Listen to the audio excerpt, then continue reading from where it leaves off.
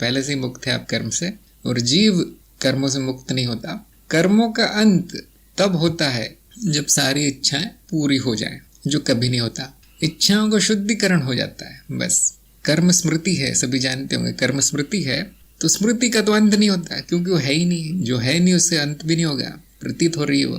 तो ऐसा लगता है कर्मों का अंत हो गया, ये भी प्रतीत होता है, ये भी माया का खेल है। देखिए कि इच्छाएं नहीं बची मेरी, कर्मों का अंत हो गया, उस दिन सब विलीन विलीन सा हो जाएगा, लेकिन ऐसा होता नहीं है, वो भी धोखा है। कर्म से मुक्ति पहले ही हो चुकी है, आपके कोई कर्म नहीं है, अनुभवकर्ता के कोई कर्म नहीं है। जीव के जो भी कर्म है वो मिथ्या है।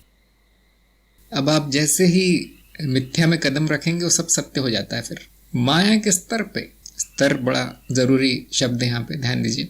माया के स्तर पे कर्म भी है, कर्म से मुक्ति भी है, कर्मों का अंत भी है, कर्म सत्य भी है, कर्म का नियम भी है, सब प्रतीत होता है, लेकिन है। लेकिन सत्य क्या है, ये सब कुछ भी नहीं है। जब है ही नहीं तो क्या भेद बताऊंगा मैं।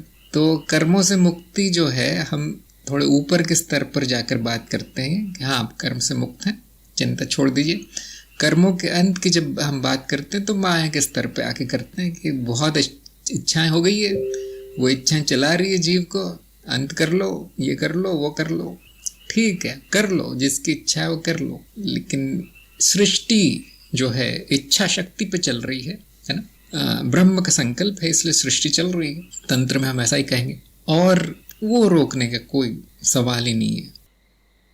उसका ना अंत होगा ना उसका आदि है, वो नहीं रुक सकता। इसलिए मैं कहता हूँ कि ज्ञान मार्ग में मुक्ति की चिंता नहीं है, हमें माया कह के छोड़ दिया गया उसे। हमें हम देखते हैं कि सागर से एक बूंद निकाल के सुखा दे आप, तो सागर को क्या होगा? वो सूखी बूंद बादल बन के वापस सागर में, है ना। कितने कारण शरीर विलीन कर लीजिए, वो वापस बारिश उनकी हो जाती है, वापस करोड़ों पैदा हो जाते हैं इस ब्रह्म में, जो कि मैं हूँ। जिसने जान लिया ब्रह्म में हूँ, वो ये खेल बंद कर सकता है क्या? नहीं। जो मानता है कि मैं कारण शरीर हूँ वो बंद कर सकता है। हाँ, जो कारण शरीर के स्तर पर अटक गया है, जो कि होगा ना भक्ति मार्ग आदि आदि मार्गों में, ये होगा कर्म के मार्ग में, कर्म योग में, हम क्या जाने उनका क्या है। तो वहां पे ये संभावना है कर्मों का अंत किया जा सके। भक्ति मार्ग में संभावना है कि इष्ट प्रसन्न हो जाए तो आपके कर्म खत्म कर देता है एक झटके में। कुंडलिनी मार्ग में संभावना है कि देवी प्रसन्न हो जाए तो वो अपनी तलवार लेके वो काट देती गला कर्मों का सारा। काली जो है सब काट डालती है, वो व्यक्ति का नाश कर देती है। व्यक्ति के नाश के साथ साथ आपके मन का भी नाश हो जाएगा, बुद्धि का भी नाश हो जाएगा, और शरीर का भी नाश हो जाएगा। मुक्ति दिला देती काली, थोड़ी क्या कहते ना, अनुशासित तरीके से दिलाती है, लेकिन विलय हो जाएगा वो कारण शरीर खत्म। हाँ, एक दो जीवन का निकल जाते हैं उसमें, और वो सिद्धियां प्रकट होती है, जिसकी वजह से लोग लार टपकाते हुए भागते हैं कुंडलिनी मार्ग में। सिद्धियां प्रकट होती, क्यों? वो काली कचरा काट रही है, तो सिद्धियां तो प्रकट होंगी, और क्या प्रकट होगा। लेकिन सिद्धियों के बाद क्या होगा वो नहीं जानते। सिद्धियां प्रकट होगी, आप अप्रकट हो जाएंगे, काली पूरा खा जाएगी, ये याद रखना। ज्ञान मार्ग में हमें इसकी टेंशन नहीं है क्या होगा, हम जानते हैं मैं हूं ही नहीं। काली को जो करना करने देते हैं, काली से दोस्ती करते हैं, देवी से दोस्ती करते हैं। तंत्र मार्ग में और अजीब है मामला, उनको नहीं चाहिए मुक्ति, उनको नहीं चाहिए कर्मों का, उनको पता है मैं कर्म से मुक्त हूँ। जो छोटे मोटे तांत्रिक बात नहीं कर रहा है, जो कुछ भी करते रहते शमशान में बैठ के, वो तांत्रिक नहीं हो तो खेल रहे हैं बच्चे। तांत्रिक जानता है कि न कर्म है, न मुक्ति है, न कुछ है, न अंत है, न अनंत है। देवी ही देवी है, वो देवी के चरणों में गिर जाता है। अब देवी से जो मांगता है देवी दे देती है, जो मांगता है, जिस तरह की माया चाहिए देवी प्रकट कर देती है। तांत्रिक भी खुश, देवी भी खुश, है ना।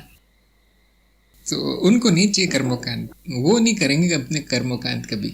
ज्ञानी भी मिलता जुलता है थोड़ा सा, है ना। ज्ञानी मिलता जुलता है तांत्रिक से, वो कहता है होने दो, खेल चल रहा है ना, पिक्चर चल रही है, मैं कौन हूँ ना, मैं पिक्चर मैंने बनाई है ना, मैंने चलाई है, चलने दो। करोड़ों करोड़ों सिनेमा घर है, कौन कितने बंद कर दूं मैं? सभी तो मैं ही हूँ, कितने बंद कर दूं?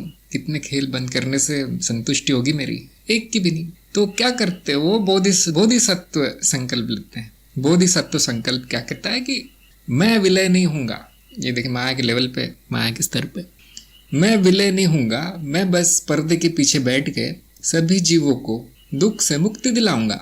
हर गुरु में थोड़ा बहुत ये संकल्प होता है, नहीं तो कभी का छोड़ के चले जाता है संसार। गुरु हो गया है, अब संसार से क्या काम है? अब तो चुटकी बजाएगा और उसका पूरा बोरिया बिस्तर खत्म, उड़ जाएगा। महासमाधि। लेकिन उनमें बोधिसत्व तत्व होता है, गुरु तत्व, गुरु क्षेत्र की ऊर्जा होती है। पकड़े रहते हैं, वो पकड़े रहते हैं, अपना कर्म बना के रखते हैं। कुछ लोग आपने देखा होगा, अपने शिष्य से कुछ मांगते नहीं, लेकिन कहते हैं केला ले आना, सेब ले आना, और वो शिष्य के सामने बैठ के थोड़ा सा खाते हैं उसको। क्यों शिष्य के हाथ से वो लेके खाते हैं? कभी कभी शिष्य खुद अपने हाथ से खिलाता है, ऐसा भी मैंने देखा है। गुरु मुंह खोलता है, वो बच्चे की तरह शिष्य एक चीनी का दाना या मिश्री डालता है मुंह में। क्यों करते हैं ऐसा गुरु? जानबूझ के शिष्य से बंधन बनाते हैं ताकि वो तब तक शिष्य से जुड़े रहे मानसिक रूप से। बात सही है, मानसिक रूप से होगा ये, जब तक कि उसकी मुक्ति ना हो जाए। देखिए, मैं ज्ञान मार्ग की बात नहीं कर रहा। ज्ञान मार्ग में कोई इस तरह की रुचि नहीं होती शिष्य उससे जुड़ने की। हाँ, जो व्यक्तिगत निजी संबंध हो गए उनकी बात अलग है, लेकिन बाकी किसी कुछ नहीं होता। लेकिन जो खासतौर से दूसरे मार्गों पर है, वो प्रण लेते हैं कि जो भी आएगा मेरे पास, मैं कर्म बंधन में जुड़ूंगा उनके साथ, उनको अपने साथ ले जाऊंगा जहां पर मैं जाऊंगा। ज्ञान मार्ग में ऐसा नहीं है, आप ज्यादा उम्मीदें लगा रहे हैं।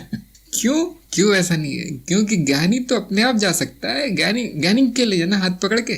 ज्ञानी को कैसे ले जाऊं मैं हाथ पकड़ के? अपने आप आएगा वो। हाँ, 2-4 को और खींच के लाएगा वो।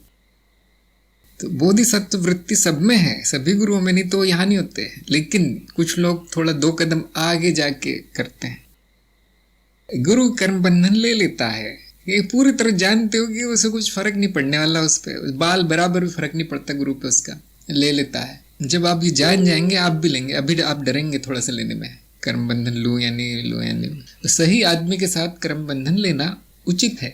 आपने क्या किया है? आपने अंधेरे में अंधे की तरह हर किसी के साथ बंधन जोड़ लिया है। ये ठीक नहीं है। मैं पूरी तरह इसके विरुद्ध हूँ। मुझे बिल्कुल पसंद नहीं आता ऐसा कोई करता है। तो हर किसी के साथ बंधन बांध लिया आपने, जिसके साथ बांधना चाहिए उसके साथ नहीं बांधा।